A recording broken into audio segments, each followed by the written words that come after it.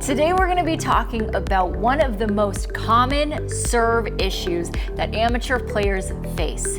Hey ET fam, I'm Kirby Bridges and I am one of your coaches here at EssentialTennis.com, where it is our mission to provide passionate instruction for passionate players just like you.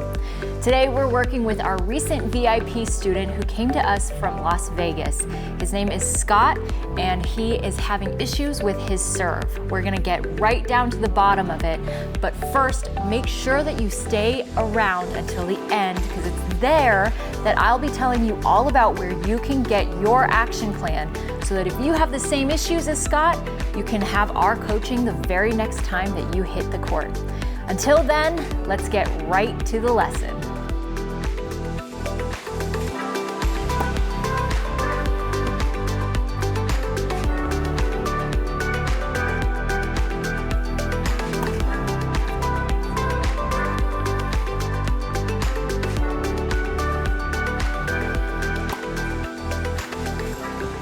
I just want you to conceptually just consider this.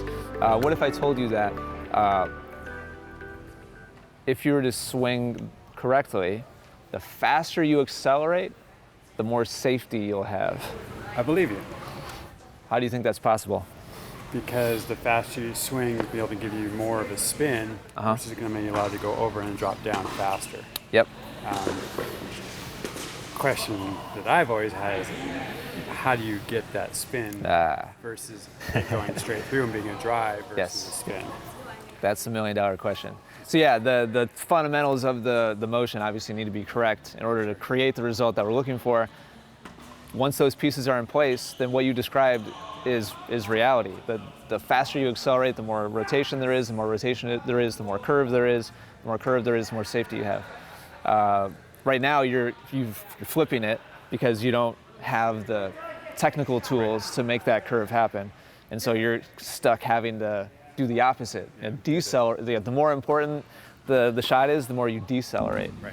And so we're gonna show you how to break away from that. Great. I'm gonna show you a couple of technical positions, the kind of most fundamental to having success with the serve. The first one generally is referred to as the trophy pose. It's essentially the take back, position, like on a ground stroke. It's the loaded position. And the main things to focus on or be aware of are where his chest is facing.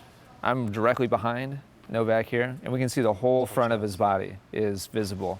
And even some of his hips have rotated back. Not to the same degree as his chest, but his whole torso has rotated back. The other main position here is this vertical plane angled up towards the ball. Serve is a much more vertically aligned or focused swing than most amateur players think. Most amateur players, it's kind of a trick. Like we see the box over there, and so it kind of makes sense that, all right, I need to hit the ball that way. And so everything ends up being very, very lateral, which gives us terrible margin for error. So we're trying to shoot it right over the top of the net, which makes it easy to overshoot the box. What Novak here is doing is aligning himself vertically, which gives him upward acceleration, which gives him lift over the top of the net and also some shape to come back down into the box on the other side. It's also just a strong, kind of powerful loading of his body in general. So from here, Novak's super flexible. So this next position, racket drop, is really exceptional for him. Check out where his chest is facing now. It's almost to the side. Yep. So he's gone from his chest facing back towards the camera to his chest facing, rotating and facing upwards towards the ball and a little bit to the side as well. And as that rotation happens, his shoulder has laid back. I want you to look at the angle of his forearm here, and that's what creates this drop of the racket.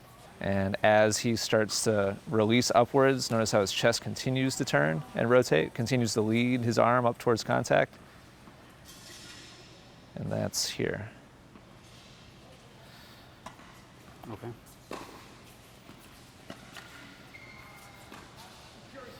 So his chest now is facing 180 degrees from where it was back here, very close to it. Right. This is just one of your middle of the road, like warm-up repetitions. And so we're gonna look at those same positions that we looked at with Novak. They're actually really similar here. We mentioned yesterday that you have a lot of good stuff already going on with your serve. So your chest is facing back towards the camera, your hips are facing back towards the camera. The main difference between you and Novak in this trophy pose is the position of your racket face. Yeah, Novak's is perpendicular to the courts, and yours has kind of turned or rotated, opened towards the back. And then as the motion continues, you'll see that your racket here is facing up, and his stays really close to on edge. And so what that leads to back here is the racket being really, really loaded. If his racket was to just go straight up towards the ball right now, he would hit the edge of the racket against the ball. Yeah. And it's that aggressive load that gives him a lot of stored energy to then unwind towards the point of contact. People refer to this as wrist snap.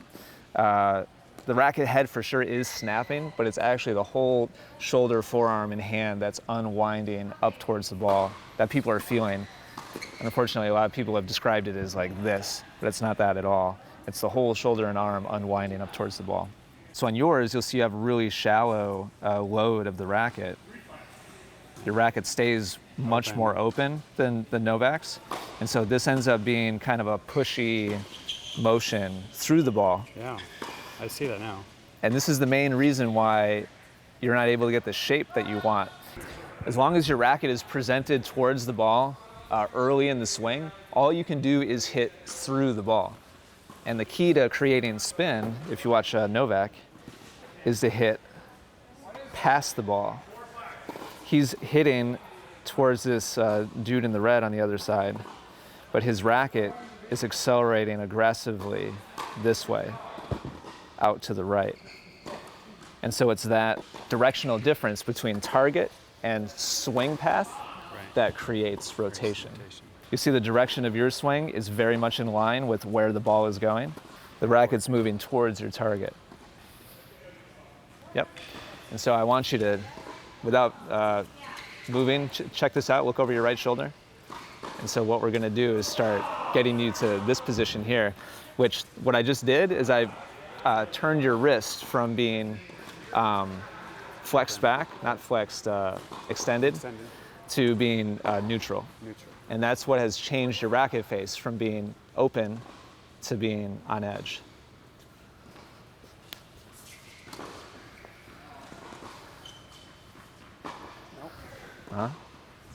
We'd really like to see a straight line from your right elbow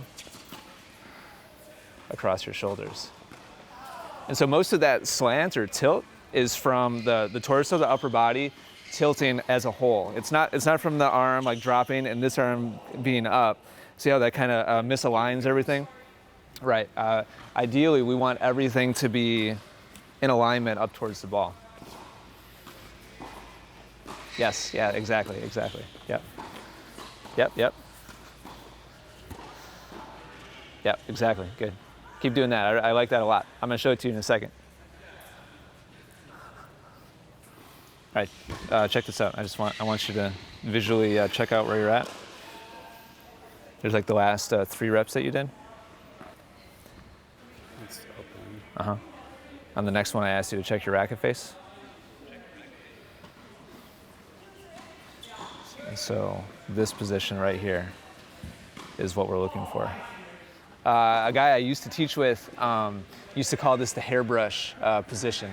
He's like, imagine like this, like brushing the back of your hair, as opposed to this. Just imagine using the racket face to get the back of your head. So I'd like for you to practice going from here to here. So your chest will be facing forwards, the tip of your racket facing down, and your butt cap pointing up. Does that all make sense? Yes. Up here. Yep. That's where it starts. Here. And slowly turn your chest forwards. Yep. Exactly. Yep, yep. So check out where the racket's at now.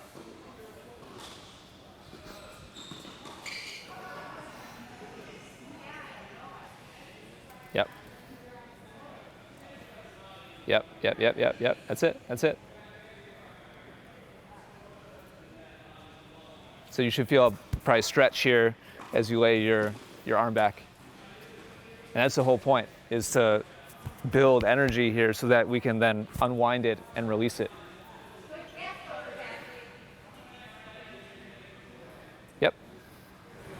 I never felt that before. And now on the next one, go ahead and extend up towards contact. And I'll just let you go ahead and go and see what happens. Yep, that's it. Uh-huh. Just one thing I want to add to this now. As you begin to make your rotation with your torso up towards the point of contact, I'd like for you to allow your left arm to pull in, and your right arm is basically going to replace your left as it goes up towards the point of contact. Watch as his chest starts to turn upwards, his arms start to trade places at the same time. So as his right elbow raises, his left elbow drops. And that aids in his rotation up towards the point of contact. So that at contact, he's able to accelerate his racket at a little bit more of an angle into the court instead of directly through the point of contact. Got it.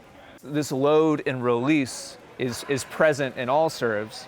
Really the question is, what direction are we releasing the racket? That's what determines different types of serve.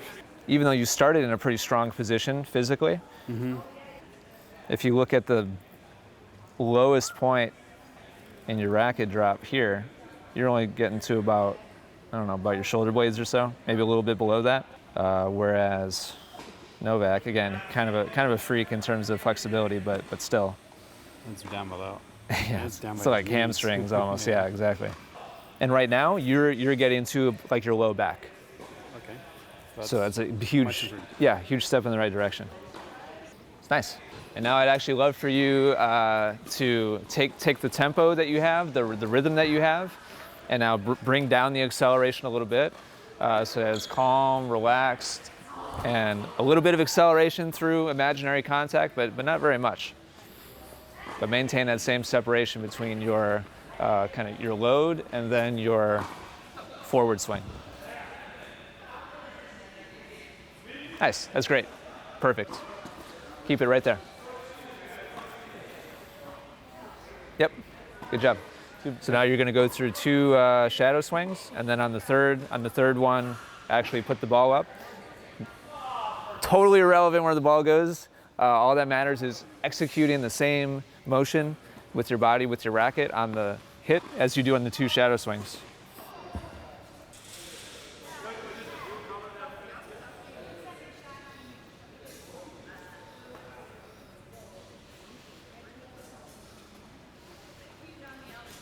All right, good, nice job. I think that was mostly success there on that rep. Here's the last shadow swing. A little bit of kind of extra stuff starting to come back in, and kind of as you start to anticipate the ball, but you did a really nice job here. And then here's your actual rep. So check out the racket face. Oh yeah. Right away. That's not good. And so before we were looking at this here. Yep. This is lower than where we started. This is the way it always works. So that's where you were on the actual rep. Here you are on your shadow swing. So this is the way it always works, always. So it's like students like, yeah, I get it. Like here's the without a ball position, and then the with a ball position is always halfway in between where we started and the shadow swing. Yeah. Way to commit to the swing though. As my favorite part of that rep for sure. Like, I'm just gonna execute this no matter what. Not many players have that kind of discipline. A little bit higher with the toss, give yourself more time.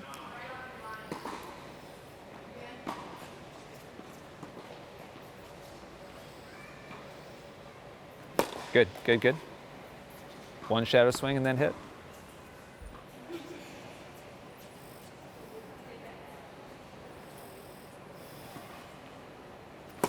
Yep, good, Scott. Good job. Good job.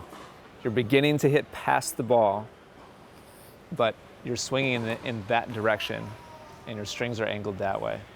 So what we need to do is start moving through the same motion, but make it in that direction and have the strings face that way.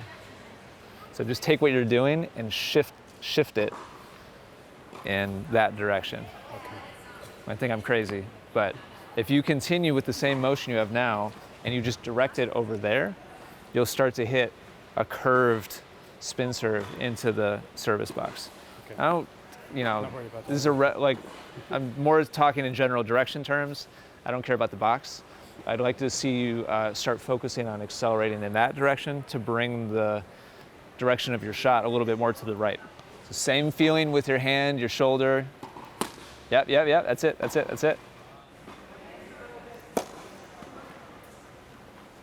Good.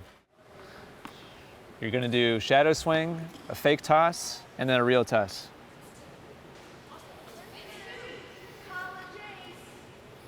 And now a fake toss.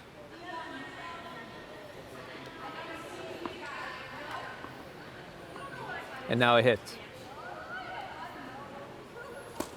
Hey, good, good, good. I think those are your best with the ball so far.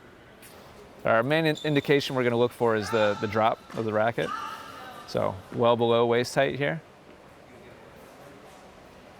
I actually like that. Here's the fake toss.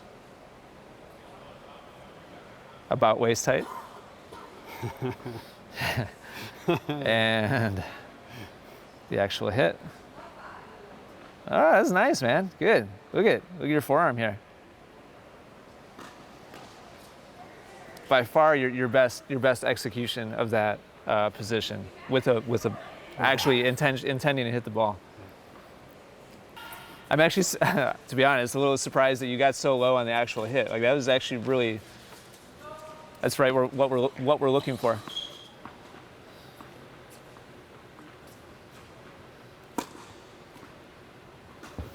Good serve.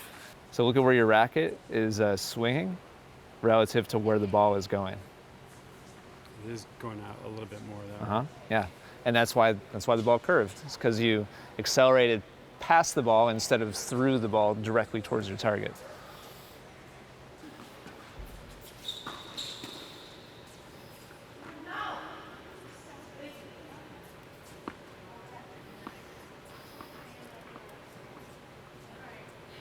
Yeah, Scott, really good, really good.